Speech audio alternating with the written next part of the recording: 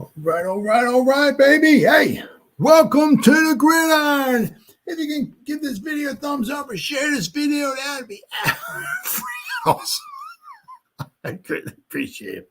If you subscribe to my channel, thank you. If not, please go down below, hit the subscribe button, hit that bell icon. That way, next time I go live or if I put a video out, you'll be notified. And it's free of charge. It's free of charge. But if you are subscribed to my channel, thank you. Also in the description box below, top link in the description box takes you to my membership page. If you want to help support my channel out, it would mean so much to me, and I thank you in advance. I got 3 different membership levels. Each one has their own little perks to them. So once again, if you want to help support my channel out, it would mean so much to me. And also, a little ways down in the description box, there's an additional link takes you to my Facebook group. It's called the New York Giants, the Gridiron. It's my Facebook group. Basically, if I'm alive and breathing, and if I have internet access, I'm putting stuff in this group darn near 365. We have over 9,200 members in the group, and it's doing simply marvelous, might I add. It's called the New York Giants, the Gridiron. It's my Facebook group. Please join. You will not be dissatisfied. I promise. All right, guys. Well, it is, one thing. What do we got here? All right. Here we go. It's these Thursday. I mean, it's like the thing that stinks is when the weekend rolls around, right? And then you're like, you got like these withdrawals kind of going on. What, where my Giants at? But then you got to wait, a whole nother week for them to come back again. It's really weird. I mean, apparently the same thing happened last year, and I don't know. I'm just finding this rather shocking.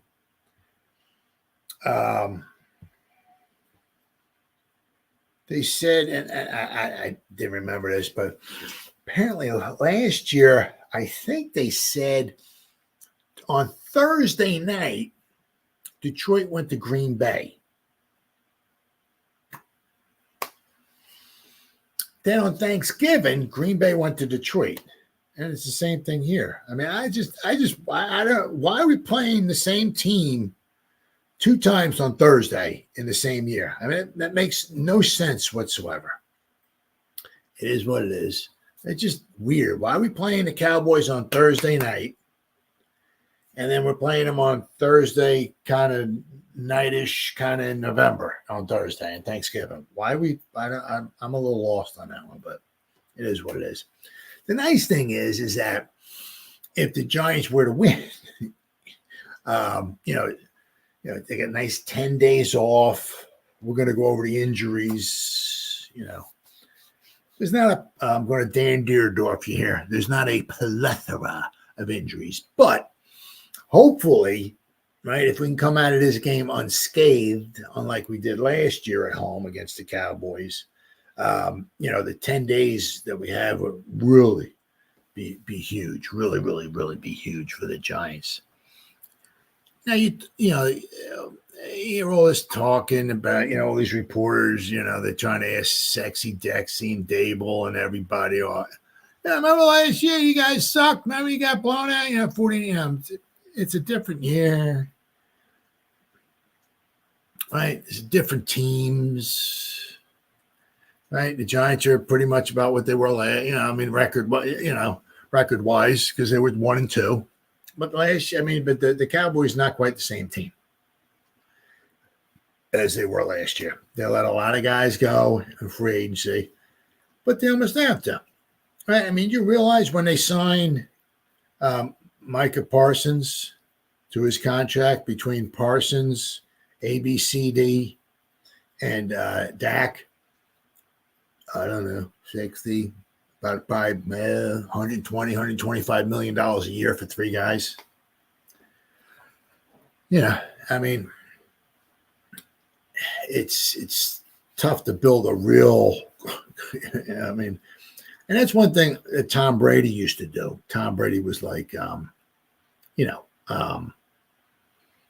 one of the reasons why he, I was always kind of like, wondering like why Tom Brady has like 712 Super Bowl rings. It's like, well, he goes like to Tampa Bay and this, that. Why is he only making like, whatever it was like at the time, like 25 million, you got, or 30, whatever it was. Like, why you got all these other guys making so much more money than him?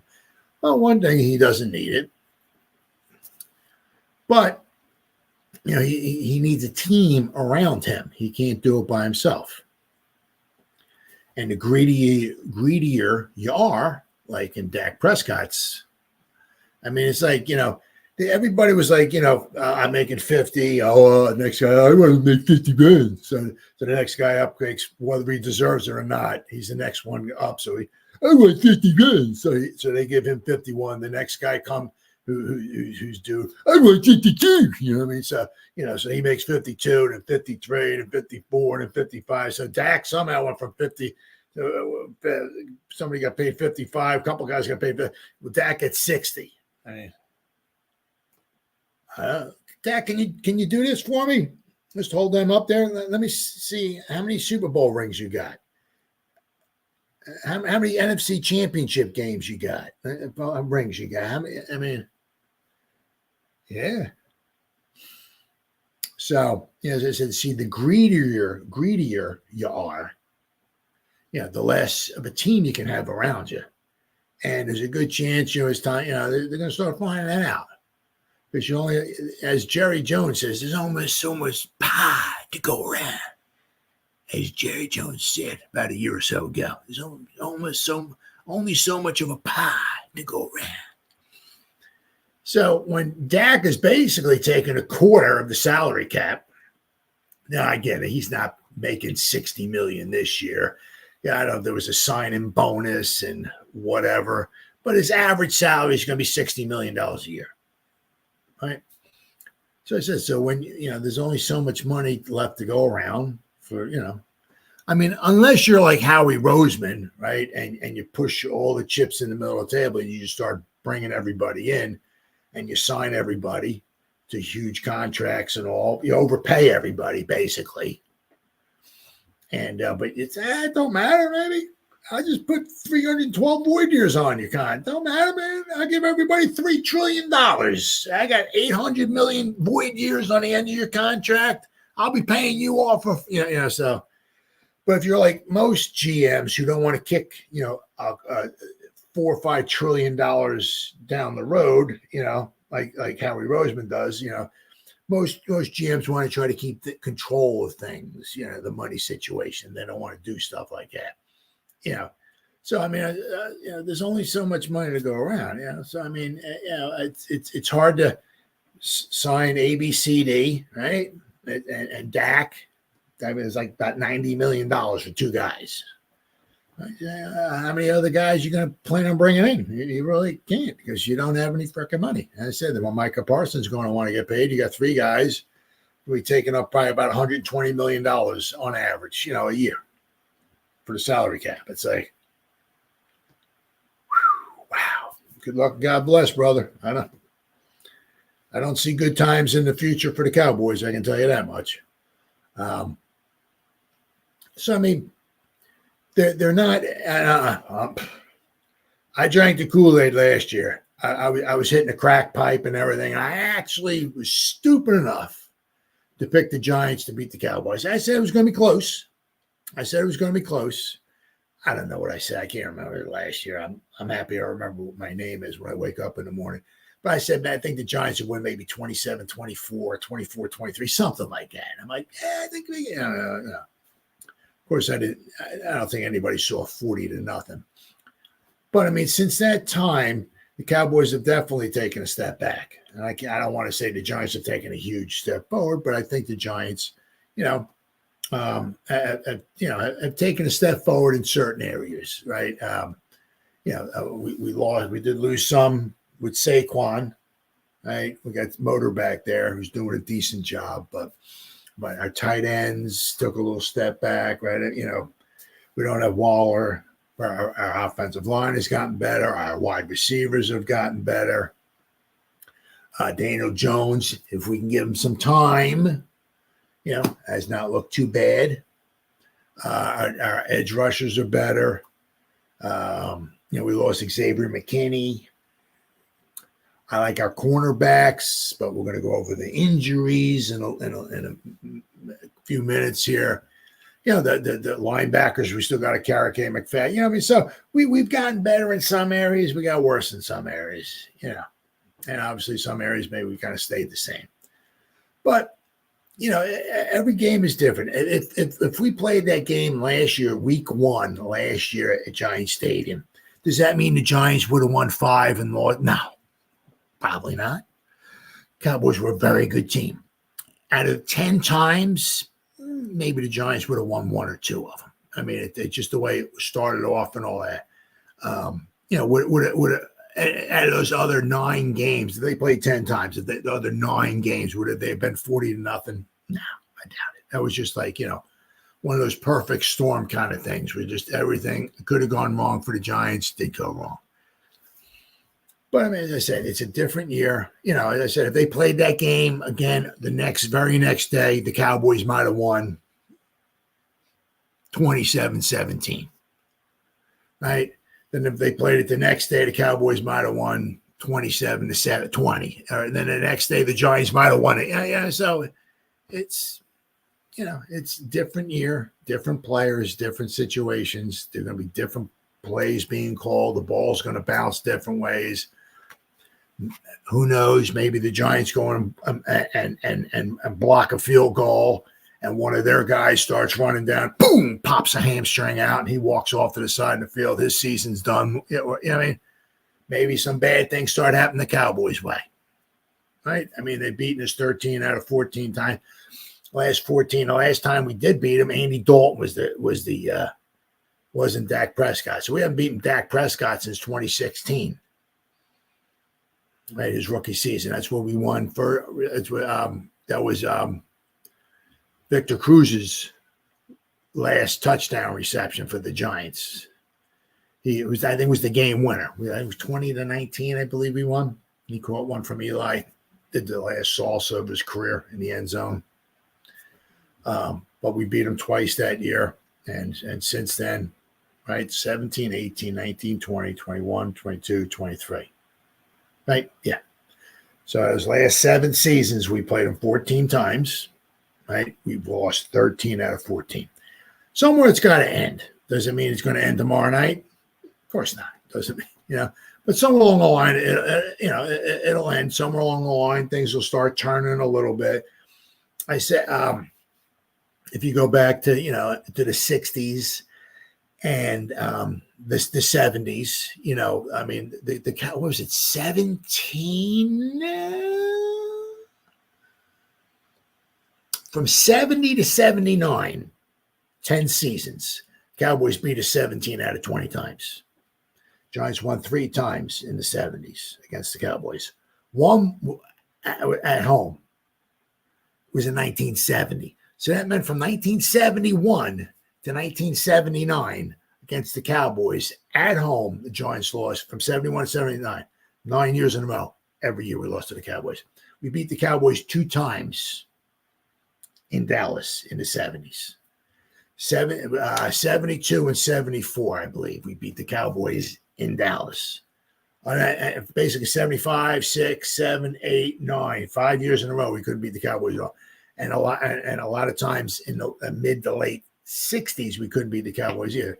Then things started turning around a little bit, right? The Cowboys, were very good in the early 80s, but then they started taking a dip down, right, toward 89, right, where they were just pathetic, right? So the Giants started, winning some games, and Johnson came around coaching them, and of course, then the Cowboys started taking off once again.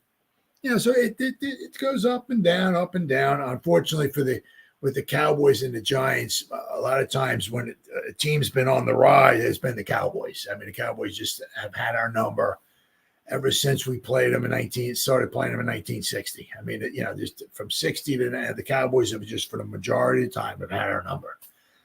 But I mean, somewhere along the line, the streak's going to end. Now the Cowboys are look at some of these their stats here. I mean, Dak's leading the league, I think, in passing yards, but that's because their running game stinks. Their run defense stinks. Their run defense, they give up 5.4 yards a carry. They average 3.6 yards a carry. Right? They average 73 yards a game running the ball. They're giving up 185 yards a game running the ball. Let's see, rushing. Where do we got? Touchdowns. They've given up 8 rushing touchdowns so far. I mean, they're running backs. Dowdle, he averages 3.8 yards a carry. Ezekiel Elliott, 3.3. And the Deuce Vaughn, 2.9 yards a carry. I mean, they have a very hard time running the ball. And they have a very hard time stopping the ball. Now, that does not mean, obviously, the Giants are just going to line up and run the ball every because you can't do that. But I think if the thing is what you want to do is you want to start hitting them early with the run. But you have to stay in the game. You start falling behind, like against the Vikings, 21-6, 28-6, what, the third, fourth quarter and all that, you can't run the ball. You got to pass. That's where the Cowboys have some strength there. They got good pass rush. Once again, we're going to go over some injuries here. This is both teams are kind of like a little lacking in the cornerback position this game coming up. But I mean, it would behoove the Giants to try to do two things: run the ball and try to keep running the ball as much as they can. Don't go back. Don't throw 3 passes in a row and get off the field and punt or whatever. If it's 1, 2, 3 punt, make one of them a run. Very, very important. And if you can get a couple first downs, you got to get some runs in there. You got to run the ball. That's one. And then 2, you have to stay within reach. If you're down, whatever. I mean, last year we got blown out, absolutely annihilated. Both games. It was horrible, absolutely horrible. But you have to stay in the game for the running game to take effect. Because if you can run the ball and start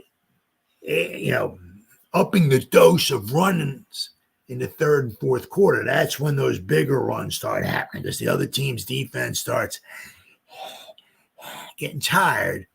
And that's when those 2-yarders in the first quarter turn into 2 and 3 yard gains in the second quarter. They turn into 3, 4, 5 yards in the third quarter, and then they go 3, 4, 5 plus in the last quarter. That's when you can maybe break one, right? Like what the Giants did against the Browns last week. Like the last one that Singletary had went for 43 yards. So you have to. You got to keep the run. Got to keep doing that. I said their running attack stinks. You got to get pressure on Dak. Now I saw a stat. I think he was one of the worst quarterbacks this season under pressure. We're being blitzed a lot of time. I mean, I can't remember.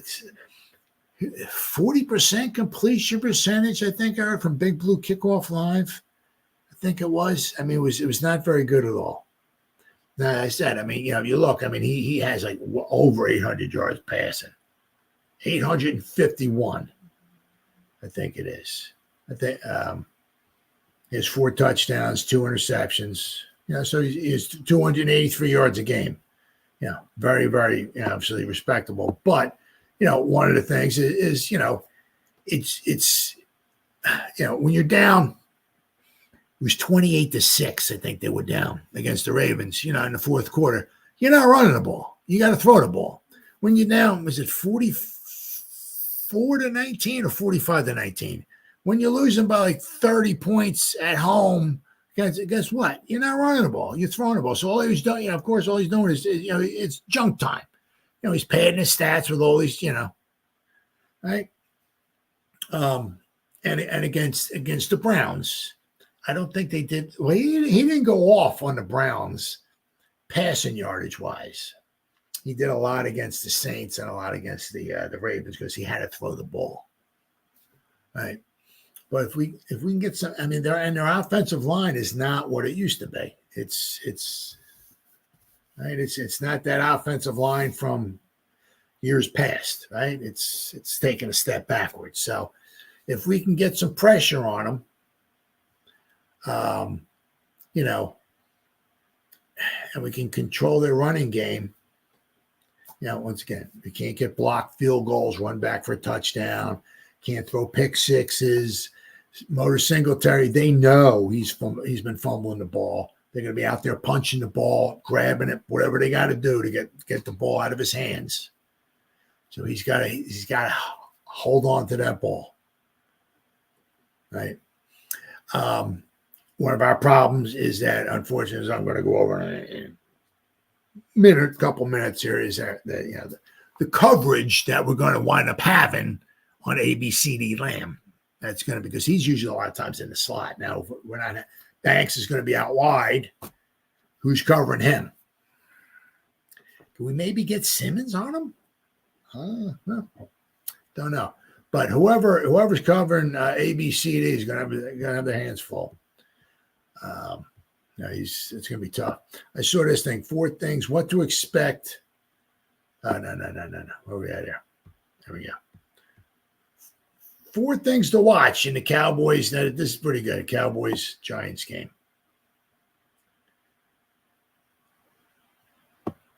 Says here, one thing is Dak Prescott, the Cowboys must finish more offensive drives. The Cowboys offense ranks in the top 10 in several metrics, including points scored. But they've gone dormant for long stretches or not finished drives in every game, finding themselves in 3-score holes the past 2. Their kicker, Aubrey, he kicked, I think, a 312-yard field goal last week. So basically, if they get to like midfield, if need be, he can come out and maybe boom a field goal if they're at midfield, which is unbelievable. Let's see. Prescott leads the NFL in pass yards, but also has taken 3 sacks in each game, and is currently at a career low completion percentage of 60%, which is very low for him. Usually he's in the upper 60s. Of course, then you got obviously ABCD Lamb. Let's see. The Giants are banged up, which I said we're going to go over. So the key thing would be get some pressure on Dak. Get some pressure on him. The next thing here is Malik Neighbors for the Giants. Giants fans have gotten a taste the past 2 games of what their first-round wide receiver is capable of. He helped dig the Giants out of a quick 7-0 deficit, catching 2 first-half TD passes against the Browns, both spectacular, and also made another great reception to save Jones from an interception. After a bad week 1, Jones has rallied alongside his rookie stud. Over the past 2 games, he's thrown 4 touchdowns and 0 picks, taking only 3 sacks and scrambled effectively. Neighbors has energized Jones, and Wan'Dale Robinson gives him a nice safety blanket and a yak threat. Good old Wan'Dale. But running back Devin Singletary is the only other Giants skill player who has touched the ball more than 11 times. We gotta spread it out. You know what I mean? So their options are limited. The Giants, See, Hyatt has been it's he's been like car 54. Where are you, Jalen? Right? We're going to talk about, Slayton. He's got a problem with his thumb. So hopefully he can go. Our tight ends have been on the field, but they've been doing a lot of blocking. I think we have 4 receptions from our tight ends. They're all seeing the field, right? But we got 4 receptions from our tight ends in 3 games.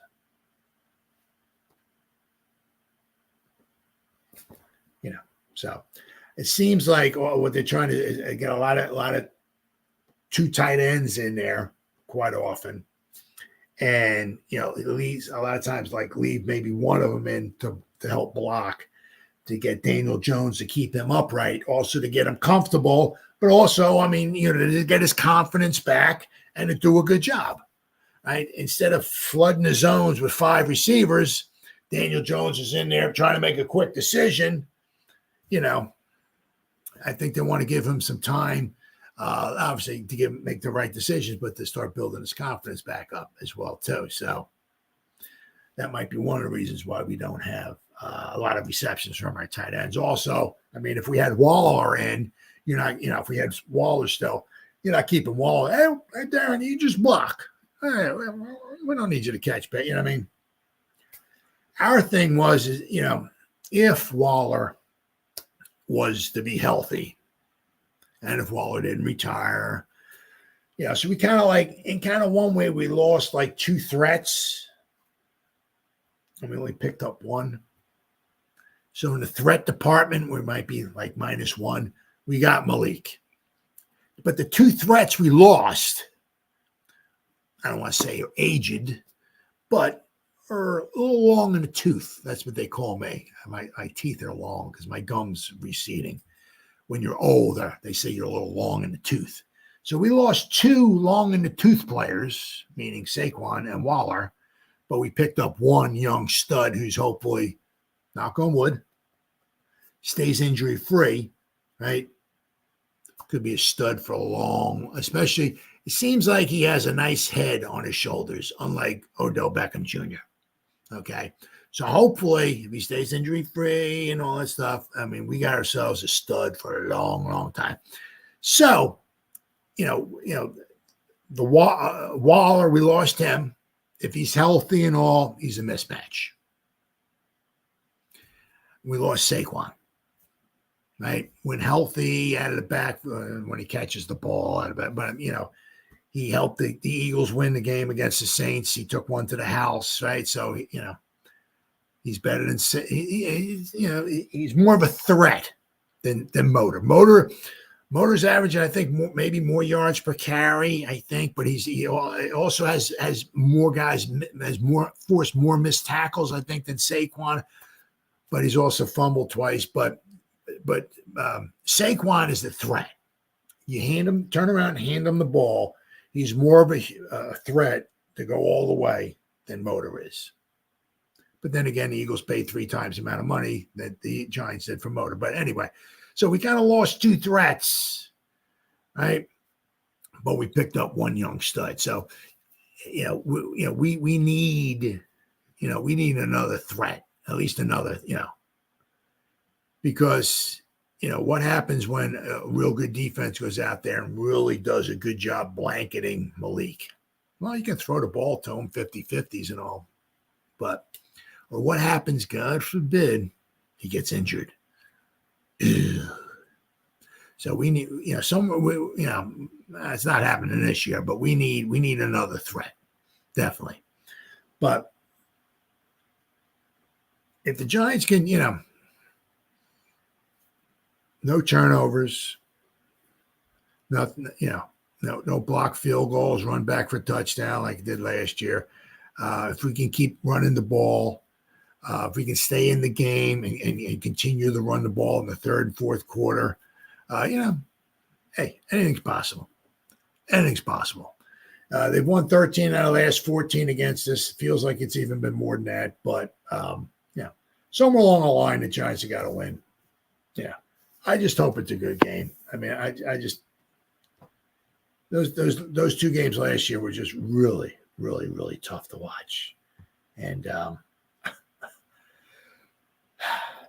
I heard somebody say, and it's maybe in a way true, for the playoff aspirations of either one of these teams, tomorrow's a huge game. If the Cowboys go to 1-3, wow. The Giants go to 1-3, I don't want to say the season's over, but with the tough games we got coming up and all and everything, it's, if we can't beat the Cowboys at home, we got 2 coming up against the Eagles, and obviously we got the Steelers and all that. So, the playoff aspirations for both these teams, tomorrow night's game is absolutely freaking huge. I think it should be a good one. I don't see the Giants running away with the game at all. If anything, if anybody's gonna, win by double digits, I could see it being the Cowboys. If the Giants were to win, I could see them winning whatever, 24-20, 27-20, something along those lines. I don't think the Giants would be totally shut out in this one, not like they were last year, because I think we only scored 17 points in our 2 games last year. I think I could see the Giants scoring some points here and keeping it close, and hopefully it'll be interesting. Good God, I just hope it ain't like it was in week 1 last year, because that was ungodly horrible.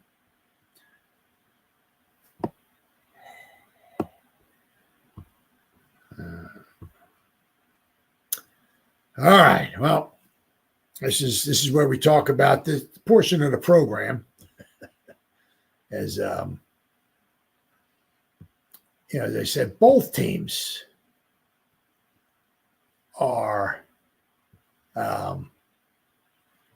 hurting, especially in the secondary. In the secondary, especially the Giants. I mean, what you got is obviously you got Phillips and you got Adoree Jackson, and then you got McLeod.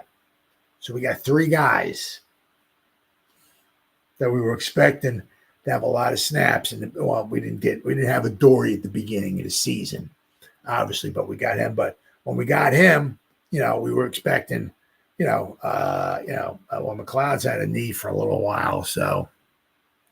But when we brought Adoree in, we were definitely expecting him to get some snaps in there. The way Phillips has been doing, we're gonna be talking about Phillips in a little bit here.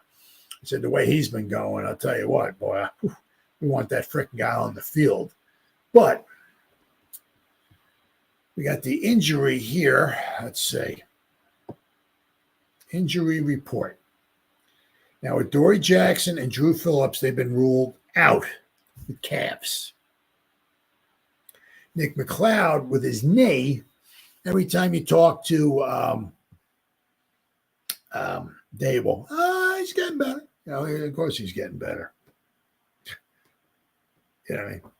Yeah, every day he's getting a little bit better, but he was limited, McLeod. So quite possibly we're not going to have Adoree, we're not going to have Phillips, and quite possibly we may not have McLeod. So you might have to have Flott. You got Banks, maybe Trey Hawkins the third out there. We had Art Green play.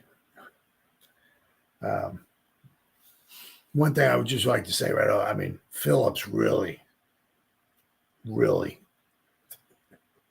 seems like a heck of a pick. Let me tell you what, heck of a pick. I think, and we'll have to wait and see. If we're still one corner back away. Flott didn't do too bad last week, but that was one game. He's had some issues, right? But last week, Flott did not do too bad, right? So, be interesting to see. Does Flott go in the slot? Because Hawkins is a boundary guy. Hawkins stays outside. So if we're going to have Flott, he'll be in the slot. Banks will be over here, and Hawkins will be out over there, right? So we'll have to see. Can Flott? It's his 3rd year, so we're kind of hoping, right, for good things from him. But after the season's over, that's when all the dust settles and smoke clears and all that stuff and everything. And they sit back and do we need another? Can we count on Flott? Because we got Banks and we got Phillips. We got 2. Do we need one more or not? But let's see. Dexter Lawrence, a foot. Oh, he was limited, but just sounds like if anything's wrong at all with him, it seems like it's just like, all right, sexy. You just take the week off, brother. We'll see you game night, okay? All right. You do whatever you want, right? After this game, the nice thing about this, if he can come out of the game, not too bad a shape, He'll have 10 days off before the next game. Same thing with all these guys, right? McLeod with the knee, have another 10 days off. Dory with his calf, Phillips with his calf. There'll be another 10 days off they'll have. So, right. Micah McFadden with a back. He was limited in participation. Let's see. Darius Slayton, he's questionable with his thumb. Jermaine Illuminor and John Michael Schmitz. Illuminor with his thumb and John Michael Schmitz neck. They were full participation. So we got 6 guys that were on the basically who are limited in participation in practice on Wednesday. Now the Cowboys, they got a few guys here, but they got 2 guys who are doubtful. Bell, their safety, Marquise Bell, his ankle, so he's doubtful. And Carson, their cornerback, he's got a shoulder. He did not participate on Wednesday either. He's doubtful. So we got 3 cornerbacks, and they got a cornerback and a safety who may not play. So that's where they pretty much the guys who are probably doubtful or out are all in the secondary for both teams. So, there might be some air yardage going on in this game, right? But I mean, hopefully, as I said, it's everything's relative. It's Einstein's theory of relativity. Everything's relative. If you can get the running game going, that opens up the passing game. If you can get the passing game to open up, that helps the running game, right? So, but both teams are are taking a hit in the secondary. Javon Diggs, he has a foot. He was full participation. ABCD Lamb is an ankle, full participation. DeMarcus Lawrence, shoulder, he was full participation. Mozzie Smith, a back, he was full participation. John Stevens, their tight end, has a hamstring. He was full participation. And C.J. Goodwin, cornerback, not injury related. It was personal. He did not participate in Wednesday's practice, but it was personal. It seems like, usually something like that when it's personal. I mean, I should probably wind up playing. But I got this other article here I saw here. It says, Cowboys at New York injury news, emergency in the secondary. Dallas Cowboys at the Giants injury news. Emergency in the secondary. It's both teams are ailing in the defensive backfield as the teams reveal their final and official injury report. Let's see here. But there might be an emergency in both defensive backfield. Dallas is listing as doubtful 2 defensive backs, Carson and safety Marquise Bell. And New York has problems too, with 3 of their top corners ailing. Yipper. Not very good. So, I mean, it's going to,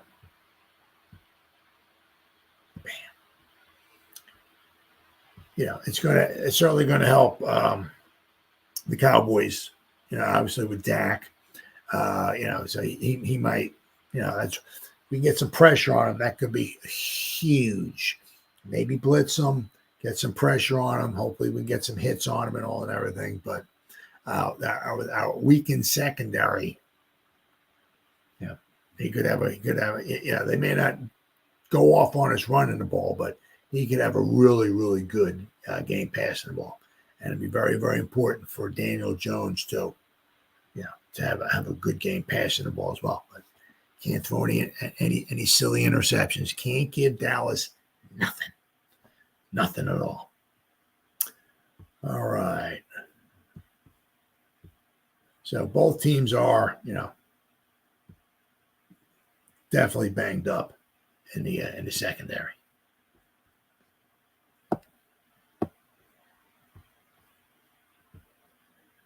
All right, then. So this, and definitely without question. I mean, something to be considered. The one thing is that to have the offensive and the defensive rookies of the year, all right, you got to be healthy. Now, so far, knock on wood, Malik Neighbors has been healthy. Drew Phillips has not been. But I think as of right now, I think according to PFF, they're both the top-rated rookies on offense and defense. Malik Neighbors, top-rated offensive rookie. Drew Phillips, top-rated defensive rookie. But I said Phillips has got to get on the field.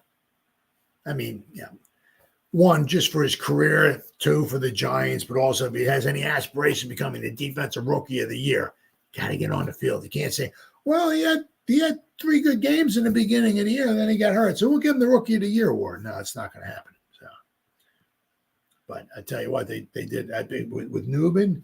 I mean, Theo Johnson will I'm sure will wind up being an adequate tight end. He seems like he's very good at blocking. If he can get, I mean, he's a freakish athlete, right? He's tall, big, strong. He'll be good blocking. If he can work on his craft and get a little bit better, you don't got to be an unbelievable athlete to be a adequate receiving tight end, right? But I mean, between Newman, Phillips, and Neighbors, I think their first 3, I think they knocked it out of the park with those 3 freaking guys. 3 really good picks. But could the Giants have both the offensive and defensive rookie of the year? Giants have the NFL's 2 highest graded rookies according to PFF. That's just PFF.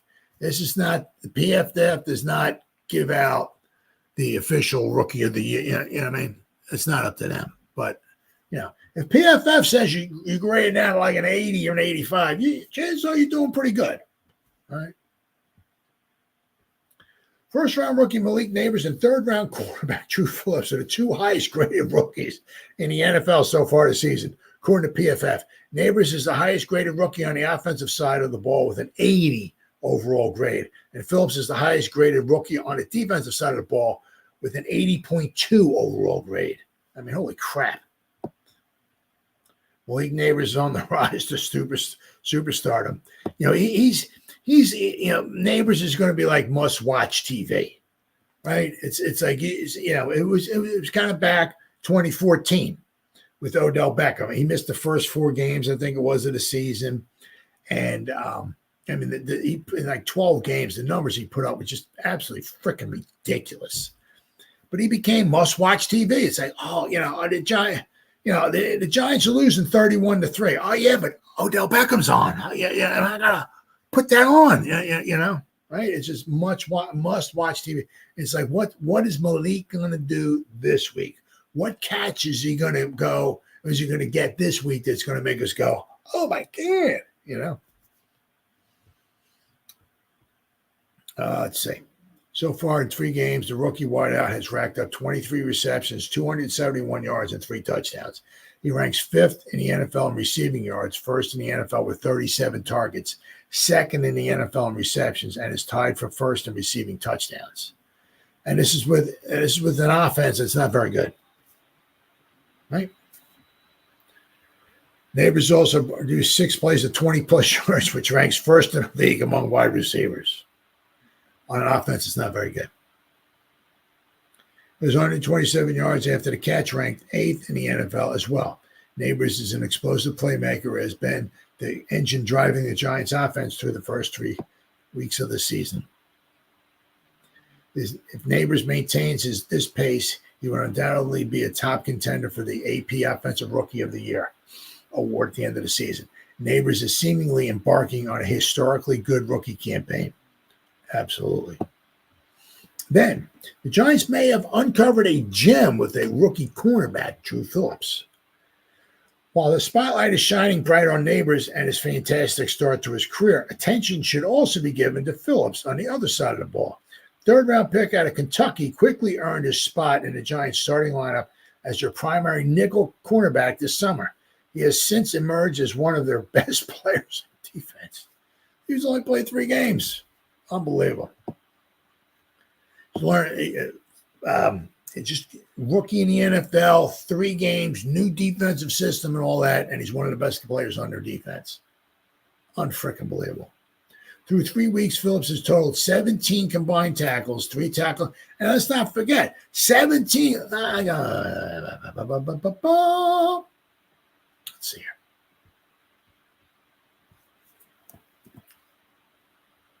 Damn. Hold on, I want to pull up how he's had 17 tackles, but I also want to pull up how many snaps he's been on the field. All right, let's see here. All right, there we go. Special teams, not special teams, defense. He's been on the field for 89 snaps, 16 snaps, right? His first game. Last week, because he got injured, 7 snaps. He played 66 snaps against Washington. But 17, now according to Pro Football, 11, he's at 15 snaps. 15 snaps. 15 tackles, according to PFF, 15 tackles. But here, he has 17 combined total tackles, 3 tackles for loss, 1 sack, 1 forced fumble. He's been flying all over the field, making plays against both the run and the pass. But he's only been on the field for 89 snaps. I mean, he's been on the field for like 1.5 full games, and he has 17 combined tackles. If he played every snap, like we kind of hope he would, he'd have over 30 tackles already this year from the nickel spot. He'd have like 34, 35 tackles already, combined tackles. I mean, he's averaging over 10 tackles a game. I mean, as I said, he's only been in for a game and a half so far. He's averaging like about 10 tackles a game he's averaging. I mean, just crazy. Absolutely crazy.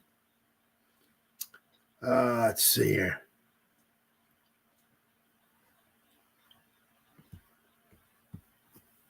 No, does it have any more to this here or no? No.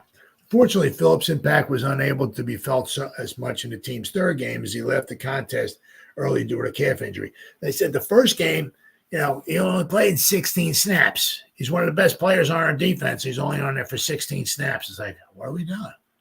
Right? Phillips is still on the injury report and is unlikely to play in the Week 4 game with the Cowboys. However, there is currently no indication that the injury is long-term, thankfully. So he should be able to return in the coming weeks and continue to make an impact for the defense. Could the Giants have both the offense and defensive rookies of the year? Ooh, let's see. Well, it happened recently, right? Yeah, in 2022, right? Was that right? Yeah, with the Jets. So it's not like it hasn't happened in 30 years. Giants are hoping to get Phillips back as soon as possible to see the rookie maintain his fast start to his career. With Neighbors and Phillips grading so highly and performing so well through the first 3 weeks of the season, there could be a chance of each player receiving an end-of-the-season accolade, similar to how the Jets won both offense and defensive rookie of the year, with Garrett Wilson, wide receiver, and a little sauce on the side, Gardner, back in 2022. So it has happened recently, just not it doesn't happen very often. I mean, the same team wins the offense and defense. It doesn't happen very often, but it just happened. Oh, all right, buddy. It did happen a couple years ago, but it'd be fantastic if the Giants.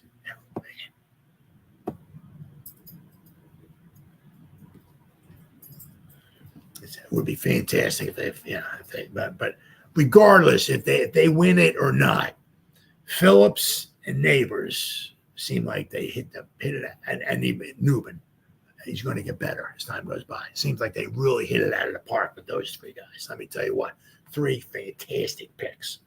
Now, the Giants, I mean, they had to do something. They signed Ty Summers to the 53-man roster. This is the 4th time they're out. Every game, they back to the practice squad. We elevate him for the game. Back to the practice squad, elevate him again. So this is the 4th time they're elevating him. So they have to put him on the 53-man roster. And the guy's been very, very good in the special teams. Very, very good. So let's see. I'll show you his what he's grading out at and everything. They signed Ty Summers and add Jakob Johnson back to the practice squad again. Jakob, I'll tell you what. I mean, you know, it's he's been on the 53, the practice squad, off the practice squad, on the practice squad, 53, practice squad, off the. I mean, if I had $1 for every time he was on I'd have more money than Donald Trump right now. The guy's been all over the place. So he's back on the practice squad because obviously Ty Summers goes up. He got an opening on the practice squad, and they got Jakob back on there. But that don't mean obviously they might elevate him for the game as well too. So we'll have to wait and see. All right, let me bring it down. Giants acquired linebacker Ty Summers to be a special team standout, and through 3 weeks, they could not ask any more from him. He's done a very good job. Being elevated from the practice squad for each of the first 3 games, Summers has been a special teams ace. On Wednesday, he was rewarded with a roster spot. Good for you, brother. Way to go. The team signed him to an active roster ahead of Week 4 against the Cowboys. In a corresponding move, they brought back fullback Jakob Johnson to the practice squad. He, too, has been a special teams contributor. Absolutely. Let's see. The pair of moves comes a day after tight end Lawrence Cager was placed on the practice squad injured list and replaced by tight end Joel Wilson. With Summers off the practice squad, New York had an open spot for Johnson, who they've cut 3 times since the roster cutdown. Expect both to be regular contributors on special teams as the season rolls along, with minor transactions being made to make sure both are available, regardless of their midweek roster status. So, but unfortunately, Lawrence Cager, who we were kind of hoping, for, but injuries. Ruben, hey, what's up, buddy? You ready for the game tomorrow, huh? Man, we gotta. If we can win, that would be so huge. If we could beat the Cowboys, just so huge. That would really spark so much life and energy into the team if we could just finally beat the Cowboys. Now, a lot of these guys have not been around for the Giants to lose to 13 out of the last 14. I get that and all that, but it would be a huge, huge win. You go be 2-2, start off 0-2. So huge win if we wind up winning that one. But let me show you with Ty Summers here. Let me show you got here somewhere, and there we go. Pretty impressive so far, right? But if you look here, season grades on special teams, okay? It's a 73.8 so far this season with the Giants. So he's really, really done good. But last year with Nolan, 73.5, then a 72.9, 65.8, 72.8. His rookie season. We got 59.7. But he's been on a lot of special team snaps. A lot of special team snaps. He's just 3 games. He's been on 53 snaps, special teams. So he plays a lot. But 73.8 overall.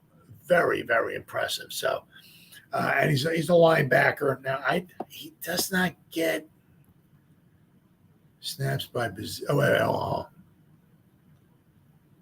me go back here.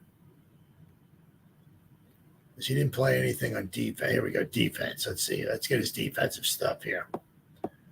season grades. I mean, if you look here, last year with Nolans, right? Defensive snaps, just in the regular season here, right?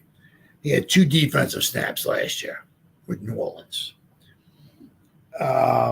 In 2022, we didn't have any defensive snaps at all. 2021 with Green Bay, he had 29 defensive snaps. He graded out at a 26.6. And then in 2020, he graded out at 44.8. So, he's really, really good on special teams. Really good. Not so much on the defensive side of the ball. So if you put him out there on defense, he can certainly play defense for you without question. I mean, without question, Ty Summers can play defense for you, but he'd be a little bit of a liability. We got other guys in there that we'd want to probably put in there ahead of him. But as far as special teams, Ty Summers has really, really done a good job for the Giants. So he got elevated. He's on the 53. Good for him. And just, as he's been doing, right, just, the special teams are huge. Absolutely huge. And you want to keep, obviously you want to keep the good times rolling. So good for him. And Jakob Johnson is back on the practice squad. All right, guys. Well, it's been 56 minutes. I'll be back tomorrow with a review of the Giants-Cowboys. But until then, whoever spent any time listening to me live, thank you, thank you, thank you. Ruben, good talking to you, man. Thank you for spending a little bit of time with me. I greatly appreciate it. Thank you, thank you, thank you. Wherever anybody's going to spend any time watching the replay, this once again, thank you so much from the bottom of our heart. Means the world to me. As always, you guys stay safe out there and go Giants. Woo! Oh, yeah.